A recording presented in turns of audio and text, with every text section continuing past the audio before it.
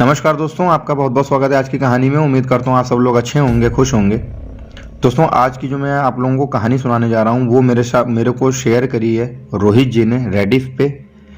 मेरे और उनके बीच कोई जान पहचान नहीं है, लेकिन उन्होंने मेरे साथ शेयर किया और उन्होंने बोला कि आप अपने यूट्यूब चैनल पे ये कहानी के रूप में मेरे सुनाइएगा जो मेरे साथ घटना घटी। तो अब जो मैं आगे की पूरी कहानी आप लोगों को सुनाऊंगा वो रोहित जी के नज़रिए से ही सुनाऊंगा।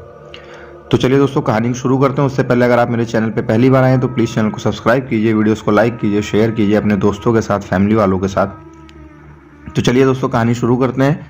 जो आगे की पूरी मैं कहानी आप लोगों को सुनाऊंगा वो रोहित जी के नज़रिए से ही अब सुनाऊंगा। तो मेरा नाम रोहित है और मैं उड़ीसा राज्य के भुवनेश्वर शहर का रहने वाला हूँ। और आज मैं आप लोगों को मेरे और मेरे कज़न के साथ घटित एक सच्ची भूतिया कहानी सुनाने जा रहा हूँ। तो बात थी 2019 की। अप्रैल महीने में मेरे कज़न ने एक न्यू कार खरीदी थी। तो हम लोग उस कार से डेली रात में घूमने के लिए निकल जाया करते थे। भुवनेश्वर शहर के में बहुत सारी जगह हैं घूमने के लिए। तो हम लोग कहीं ना कहीं रात में खाना पीना खाने के बाद निकल जाते थे घूमने फिरने के लिए अपने कज़न के साथ। तो दोस्तों, जिसके बाद हम लोगों को हमारे मम्मी पापा हम लोगों को काफ़ी मना करते थे कि इतनी रात तक नहीं घूमना चाहिए, और मतलब अगर घूमने जा भी रहे हो तो शाम तक जाओ, उसके बाद जल्दी से जल्दी घर आ जाओ। लेकिन नई गाड़ी थी, मन में लालच था और थोड़ा रात के समय पे घूमना अच्छा भी लगता था अपनी गाड़ी में। तो हम लोग कुछ ना कुछ बहाना बना के अपने मम्मी पापा से निकल जाते थे रात में घूमने के लिए। तो अब दिन था 12 दिसंबर 2019 का, और शायद से उस दिन के बाद हम लोग कभी भी कहीं रात में घूमने के लिए नहीं निकले। 12 दिसंबर 2019 की रात थी। हम लोग खाना पीना खा के करीब 9 साढ़े 9 बजे निकल जाते हैं बाहर घूमने के लिए, वही पुराने तरीके से जैसे कि हम लोग पहले घूमने जाते थे। लेकिन इस बार जो हम लोग घूमने गए थे वो भुवनेश्वर शहर के ही शिखर चंडी हिल एक जगह है, वहाँ घूमने गए थे। वैसे तो रात में वहाँ पे जाना मना है, वहाँ घूमना मना है, लेकिन बहुत से लोग वहाँ घूमने फिरने आते हैं, बहुत से लोग वहाँ मतलब मौज मस्ती करने आते हैं, क्योंकि वो जगह ही बहुत खूबसूरत है। हिल एरिया है, पूरा पहाड़ी एरिया है। तो वहाँ का जो नज़ारा होता है वो बहुत ही सुंदर होता है, बहुत ही खूबसूरत होता है।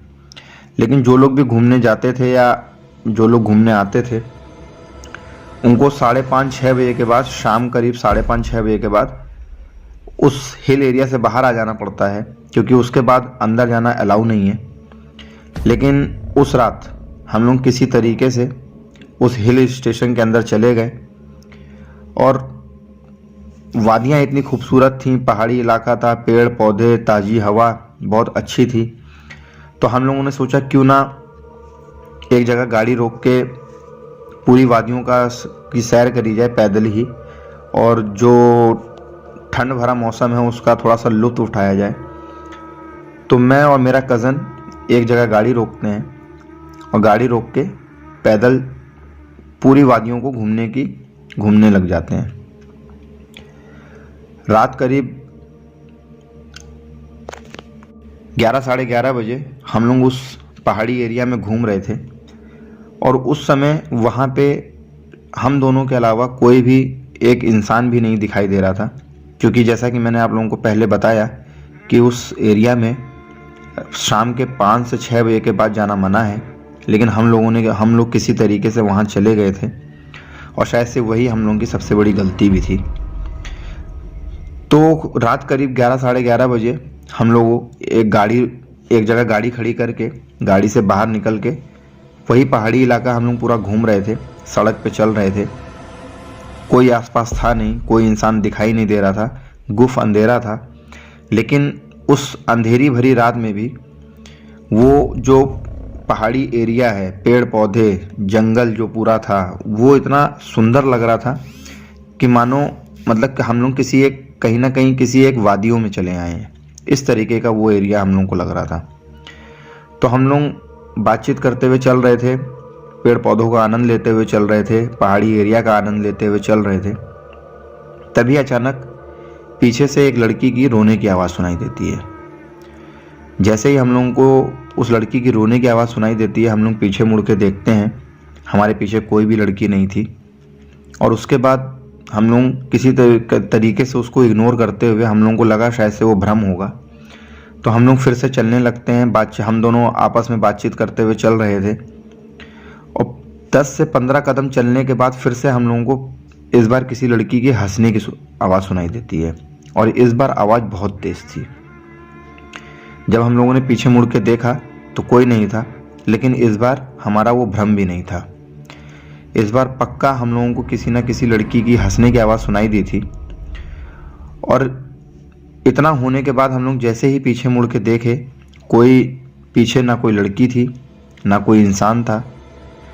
तो हम लोग मोबाइल की टॉर्च, क्योंकि अंधेरा बहुत ज़्यादा था, तो मोबाइल की टॉर्च की लाइट जला के हम लोग आसपास देखने लगते हैं। और अब लगातार किसी न किसी लड़की की कभी रोने की, कभी चीखने की, कभी चिल्लाने की आवाज़ सुनाई दे रही थी। ऐसा लग रहा था कि जैसे कोई लड़की बहुत दर्द में चीख रही है, चिल्ला रही है, लेकिन हम लोगों को कोई लड़की दिखाई नहीं दे रही थी, कोई इंसान नहीं दिखाई दे रहा था। तो मोबाइल के लाइट, जो फ्लैश लाइट होती है, उसको जला के हम लोग उस लड़की को ढूंढने लगते हैं।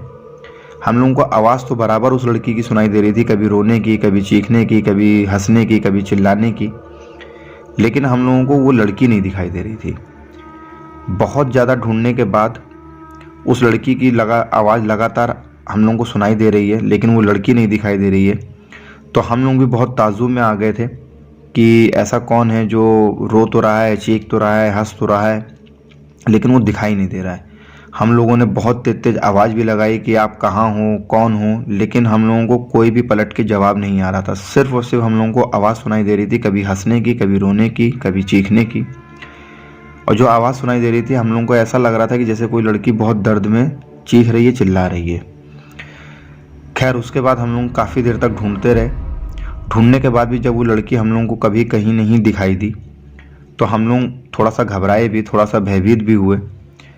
और उसके बाद तुरंत हम लोगों ने पुलिस को फ़ोन किया।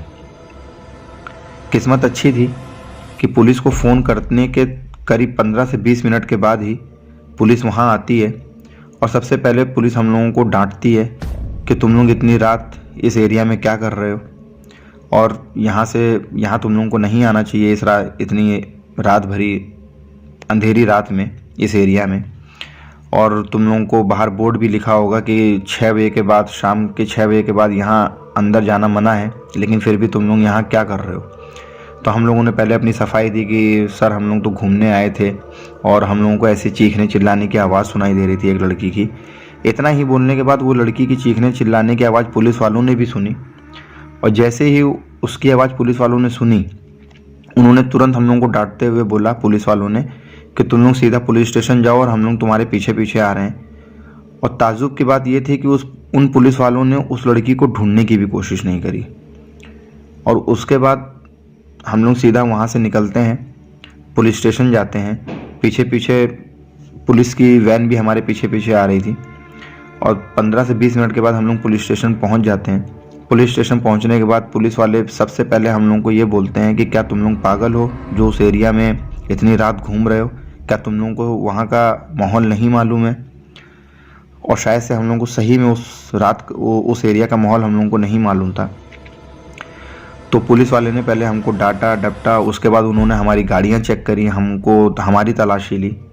और कुछ ना मिलने की वजह से उन्होंने कहा कि ठीक है, तुम लोग घर जाओ और दोबारा इतनी रात उस एरिया में मत जाना।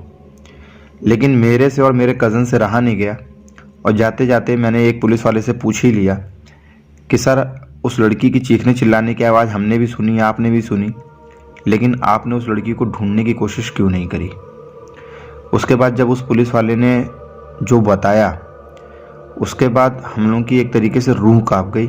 और डर की वजह से हम लोग 5 से 10 मिनट तक तो बिल्कुल सन्न रह गए जो उसने सच बताया।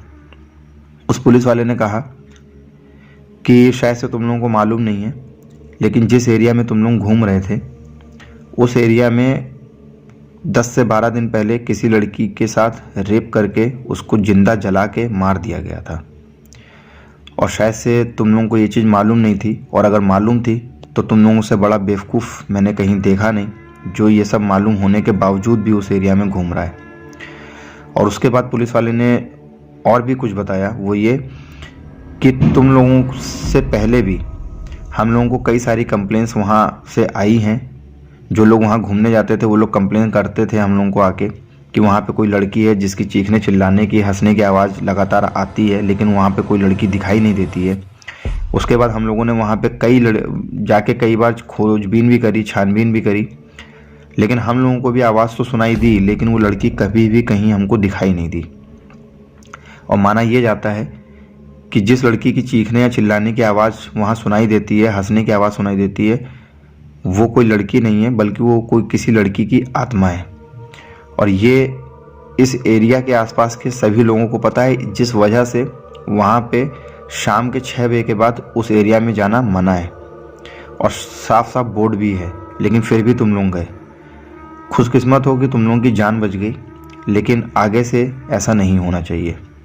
इतना बोलकर पुलिस वाले ने हमको भेज दिया और जब हम लोग जाने लगे तो हम लोगों का पूरा ध्यान उस एरिया में ही था और हम लोग यही दुआ बना रहे थे कि अच्छा हुआ कि हम लोगों के साथ ऐसा कुछ गलत हुआ नहीं।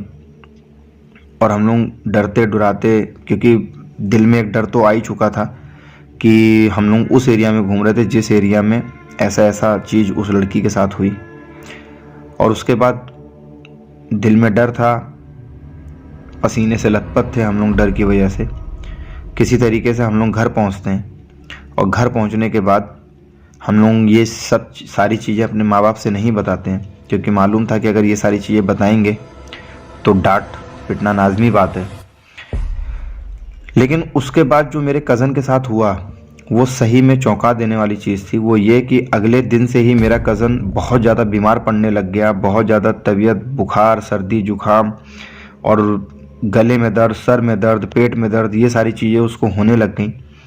और थक हार कर काफ़ी सारी दवाइयाँ करवाई, लेकिन उसको कोई भी आराम नहीं हो रहा था। और उसके बाद थक हार कर जब हम लोगों ने चेकअप कराया तो चेकअप में ये निकला कि उसके शरीर के अंदर खून की बहुत ज़्यादा कमी निकली। जिसके बाद मेरा जो कज़न था वो बिल्कुल भी होश ठिकाने में नहीं था। ऐसा लग रहा था कि जैसे किसी आत्मा ने उसके ऊपर एक तरीके से वश कर लिया है उसके शरीर पर। जिसके बाद हमारे घर के बड़े बुजुर्गों ने वहाँ पे एक पंडित हैं, बहुत ही जाने माने पंडित हैं, उनको दिखाया।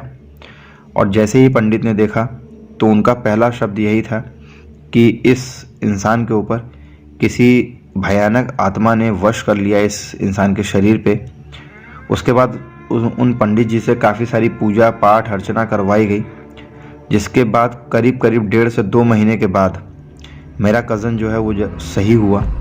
और पंडित जी के मुताबिक 1.5 से 2 महीने बाद उस आत्मा ने मेरे कज़न के शरीर को छोड़ा, ऐसा पंडित जी का कहना था।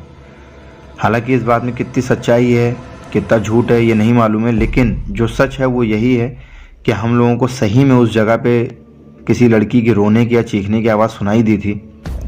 और ये हम लोगों के साथ घटित एक ऐसी घटना है जिसको आज भी हम लोग भूल नहीं पाए हैं। आज करीब 4 साल, 4.5 साल हो चुका है, लेकिन हम लोग उस रात को आज भी नहीं भूल पाए हैं। और जब भी उस रात को सोचते हैं तो रूह कांप जाती है, डर से पसीने से तरबतर हो जाते हैं हम लोग। तो ये थी दोस्तों एक ऐसी घटना जो हम लोगों के साथ घटित हुई, और एक ऐसी सच्ची घटना, भूतिया घटना, जिसके बाद उस जगह पे तो क्या हम लोग ने रात में निकलना ही बंद कर दिया, रात में घूमना ही बंद कर दिया। तो ये थी दोस्तों आज की कहानी। अगर कहानी अच्छी लगी होगी तो प्लीज़ चैनल को सब्सक्राइब कीजिएगा, वीडियोस को लाइक कीजिएगा, शेयर कीजिएगा। तब तक के लिए धन्यवाद।